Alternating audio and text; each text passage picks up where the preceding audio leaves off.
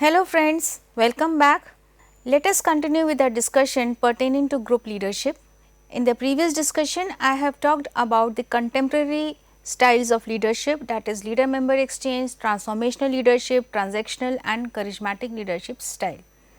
Today I will again come back to some other theories, early theories of leadership, and which has its applicability in the recent trends as well. So, we can consider those theories of in today's discussion both as early trends or the recent trends. Based on this discussion, let us continue with this theory, that is situational leadership theory or the life cycle theory of leadership. This leadership style was developed by Hersey and Blanchard and developed while working on the management organizational behavior. This theory was introduced in 1969 as the life cycle theory of leadership, and later on it was renamed as situational leadership theory, that is SLT, although referred to as contingency theory. We have already discussed about Fiedler's contingency theory and path goal theory. This is also a part of, but it has lot of applicability in recent trends. So, the fundamental principle of this model is that there is no single best style of leadership. The most effective leadership is contingent on the followers. Now, here the importance has been given to the followers, not only to the leader or the situation, but the follower. The follower's readiness, that is ability and willingness to accomplish a particular task. It is not only about every time leader's willingness or readiness to take up the task or initiate any task. It is also about the follower's ability and willingness to take up the task. We cannot impose, the leader cannot impose anything on the follower. It has to be the follower's readiness in terms of ability and willingness. A very simple imagination can be that any leader who is assigning any task to the follower or to an employee, the task which an employee cannot perform or does not have good hand at that task, then definitely there has to be some imbalance or indiscrepancy that can affect the overall organizational performance. So, this according to Hersey and Blanchard, any leadership only is effective when it is contingent on the level of the follower's readiness in terms of ability and willingness. Therefore, effective leadership varies not only with the person or group that is being influenced, but also depends on the task, the job or function that needs to be accomplished. So, there has to be an alignment between the follower and the situation. What kind of situation it is, what kind of job a follower can perform based on his ability and willingness, and then only we can say that the leader has good understanding of the situation and the follower. So, there they have identified two fundamental concepts of situational leadership theory. The first is the leadership style, where they have identified two types of leadership, the task style and the relationship style. The task style and the relationship. The leader organizes and defines roles for members of the work group, and the leader explains the tasks that members are to do, when, where and how they are to do them. Now, task style means the leader is identifying that which role will be performed by the follower based on his willingness and ability. What, when, where and how, everything is dictated by the leader based on the task. Nothing is being considered, only the task that has to be performed and achieved by the follower. This is one identification of situational leadership. The other is the relationship style. The leader has close personal relationship with the members of the group, and there is open communication and psychological and emotional support. So, the leader connects with the follower based on the relationship that he or she desires to establish with the follower. There is emotional connect, there is open communication, and the leader and the follower maintain a positive or a heightened interpersonal relationship between each other. So, according to Hersey and Blanchard, the leadership style in terms of amount of the task, behavior and relationship behavior that the leader provides to their followers based on that situation, and they categorize leadership styles into 4 behavior. Now, even when the task style and leadership style is there, still they have defined the follower and the leadership style into 4 categories based on the situation. So, those situations are renamed from, has been named from S1 to S4, situation 1, situation 2, situation 3 and situation 4. So, under what situation, based on the follower's ability and willingness, which leadership style is more applicable. So, based on the understanding of the follower and the situation, the leadership style can be imposed. That is why this theory is known as situational leadership theory. So, the key to leadership effectiveness is to match up the situation with the appropriate style. So, there are following 4 basic styles that has been identified by Hershey and Blanchard: telling, selling, participating and delegating.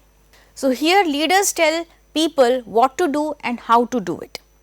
Now, when any follower who is novice, who has no idea how the task has to be performed, then under such type of situation, which type of leadership will match in that situation? It is the telling style, where the leader has to instruct the follower, because the situation says that the followers have no idea, they are ambiguous or they are completely novice that how the task has to be performed. Under such kind of situation, telling leadership style is the most appropriate one, that is a perfect match. The other is selling. Leaders provide direction, but they attempt to sell their ideas to get people on board. They know what the vision has been set for the organization, the leaders know, but at the same time they have to also identify that which employee or how many followers can work on that vision or idea, and what followers and employees can join the leader as a team. So, this is a selling style, that the leader is selling the idea and trying to find the best match between the follower and the task. So, the situation is to identify the follower which easily matches with the follower. So, the follower says that here it has to be a selling style where the leader is imposing the vision and identifies followers who can match with that vision. This is a selling style. The other is participating. The leader focus on the relationship styles, maintain interpersonal communication, there is more emotional connection, the leader provide direction to the employees and they work with the team and share decision making responsibilities. Maybe the situation says that the members are willing to take up the task, and at the same time the followers have all the ability to perform the task based on their qualification, expertise and training. Then the leader can easily identify that there can be a perfect match between the leader and the follower based on exchange of duties or sharing decision making responsibilities. Under such circumstances, the leader has more belief on the followers that any follower can take up any responsibility or share decision making responsibilities. And the last is delegating. Leaders delegate most of the responsibility to the group, they monitor the progress, but are less involved in decision making mechanism. So, here maybe the leader knows, understands the followers that to what extent they are able or they have the ability to perform the task. The leader can be hands off and the followers are hands on, and monitoring is there, but at the same time the intervention of the leader will only be there when there is some error in the whole mechanism. In all the 4 situations, the most important thing to identify is that every time the leader is trying to create a perfect match between the follower and the situation. Based on that, the leader is imposing a specific leadership style. It can be telling, selling, participating and delegating. So, this is how Hershey and Blanchard has identified 4 leadership styles based on task and relationship. This is how they have created this framework, that is situation leadership theory.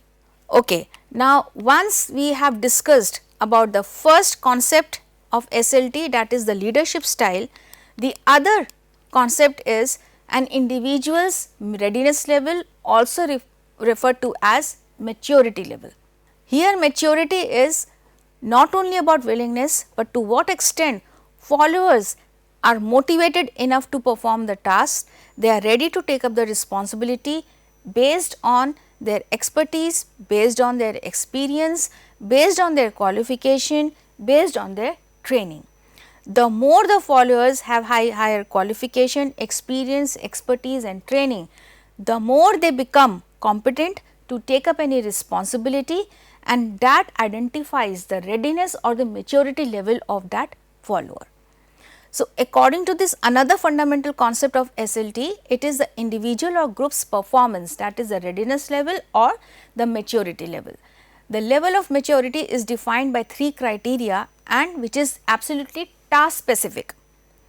That is the degree of achievement motivation of the followers, willingness to take up an responsibility, and amount of education and experience. When all these 3 components are in sync, then there can be a perfect match between the leadership, follower and the task. So, these are the levels that has been identified by Hershey and Blanchard: high, medium and low, the readiness level or the maturity level. Maturity level is high, that means there is a perfect match.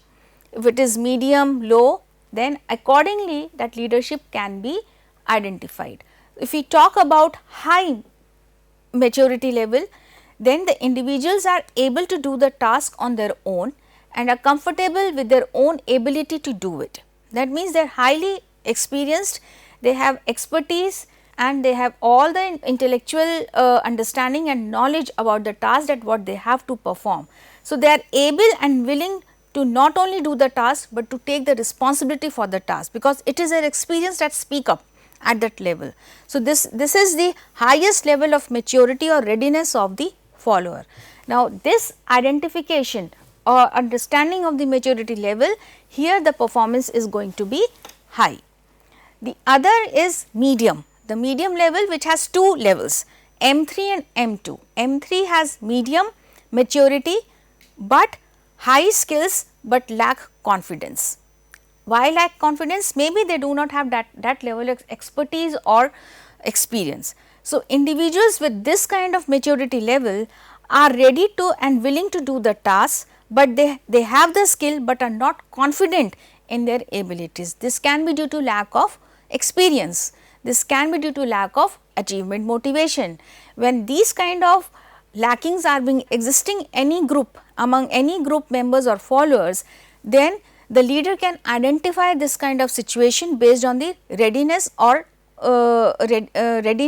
maturity level, that to what extent some followers are ready to perform the job at which level based on their situation. So, they are not that much confident. So, the leader would not fit them in a high performing task job. Maybe they are well fitted in other kind of jobs.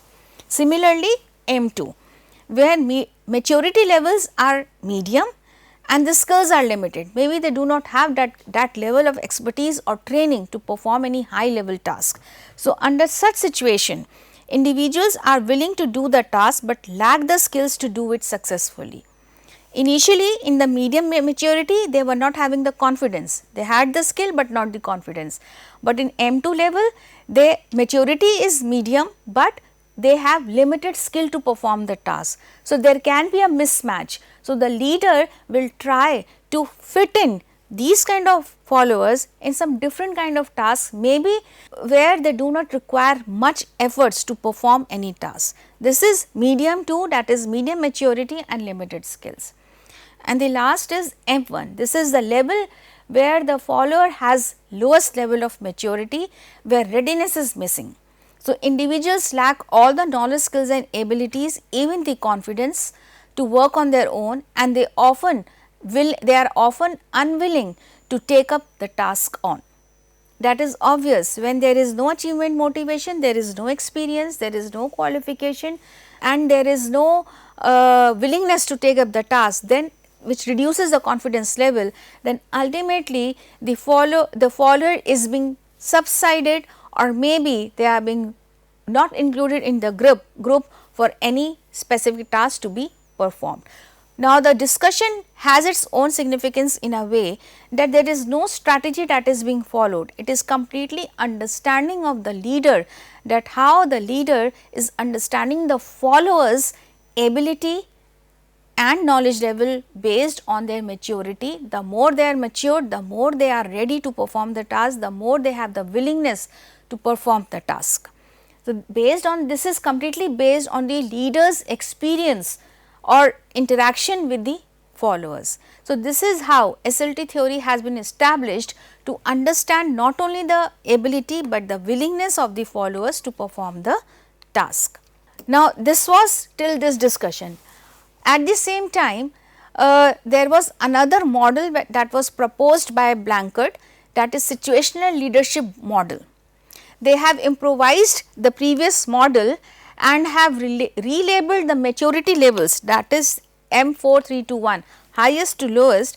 They have relabeled those maturity levels as development models. Why? Because there was a very simple reason, that they avoided to put any stigma to any follower for calling them or labeling them as mature or immature. To avoid the stigma of idea of maturity and making some distinctions in M1 and M2, they have a different version, a revised version based on D1 to D2, development 1 to development D2. So, these are the development levels relabeled from maturity levels to development levels. So, Blanchard's situational leadership model 2 was use the term competence, that is ability, knowledge and skills, and commitment as confidence and motivation to describe different levels of development. In the initial model, if I just go back, here it is, the readiness, that is ability and willingness. They have replaced these words with development models, and competence, that is knowledge, skill and ability, and commitment, that is confidence and motivation. So, according to Blanchard, 4 combinations of competence and commitment make up what we call development level. So, these levels M4 to M1 has been relabeled and revised based on these combinations, based on all combinations. D1 where competence is low and commitment is high, then such followers are termed as enthusiastic beginners. So, that relabeling has also enhanced the motivation level. So, people who have no competence in terms of less ability, knowledge and skills, but they are high in commitment in terms of confidence and motivation, then they are known as enthusiastic beginner, and the leader can train these followers to maintain their high level of motivation for better performances. The other is D2, low or oblique middling competence with low commitment, and they are delusion distracted learners, where again competence is very low or maybe moderate in terms of knowledge, skills and abilities, and at the same time commitment is also low. So, here the readiness can be defined as low, people followed is not willing much to perform, they are disillusioned, they are distracted learners. High competence with low variable competent, they are capable but cautious performer. These are the characteristics of such kind of followers. High competence is there, high knowledge is there, but at the same time they are cautious performer. Maybe they will find lot of difficulty to adjust their competence with the requirement of the task. They may not fit well, and their confidence and their motivation will also go down, because there can be a misfit. They have higher qualification, but maybe not fit for the task. And the D4 is high competence with high commitment, they are self-reliant achievers, they are self-managed, they are self-oriented in a way that they do not require any instruction, and such followers are known as high achievers. Followers have high knowledge, skills and abilities, and at the same time they are highly motivated and confident on their beliefs and their ability to perform the task. So, this is the another revised model given by Blanchard, and the maturity levels have been renamed as development levels in terms of competence and commitment. So, in order to make an effective cycle, a leader needs to motivate followers by adjusting the leadership style to the development level of the person. Again, understanding the followers, understanding the employees, that where they mark themselves based on their knowledge, skills and abilities, their confidence and their willingness or competence to perform the task.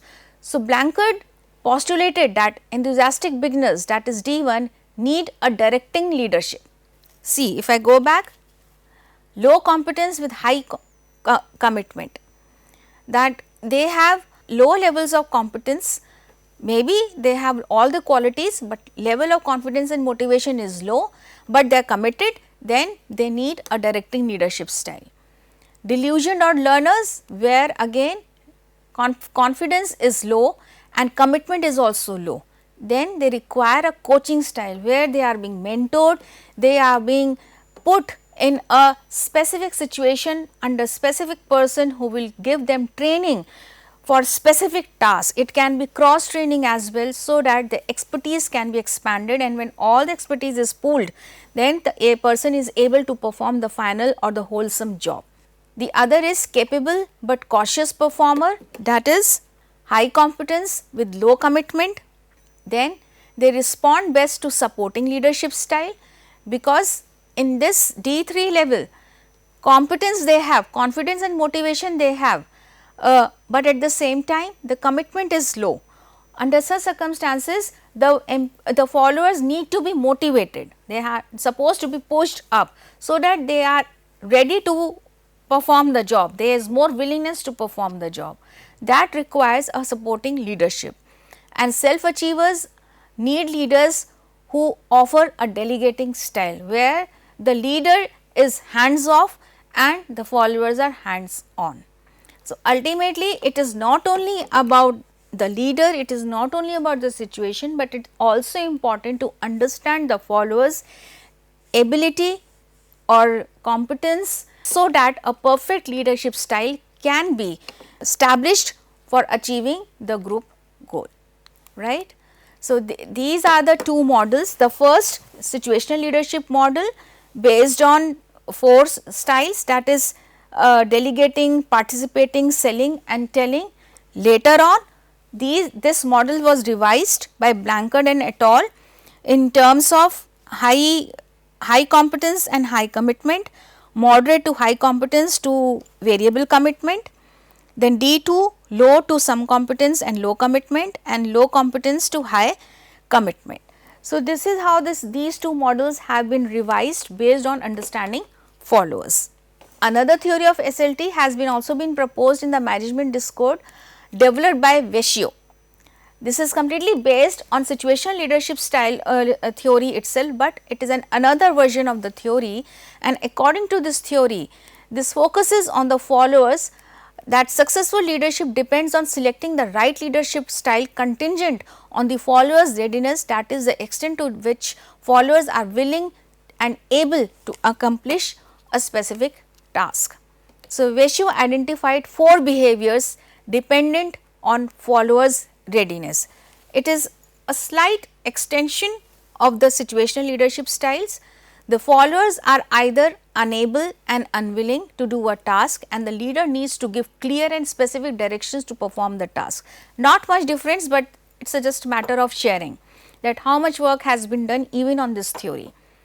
If followers are unable and willing, the leader needs to display a high task orientation to get them to accept the leader's desire. The third situation is that when followers are able but willing, the leader needs to use a supportive and participative style. And if the followers are both able and willing, then leaders do not have much to do, they do not require much efforts to motivate the employees, because they fit in well with the job. So, the significance of this theory lies in acknowledging the importance of the followers and building on the logic that leaders can compensate for followers' limited ability and motivation, which entails that the followers can find a perfect match between the follower and the situation. So, this is about situational leadership style. I will continue about another leadership style in the next discussion. Thank you so much.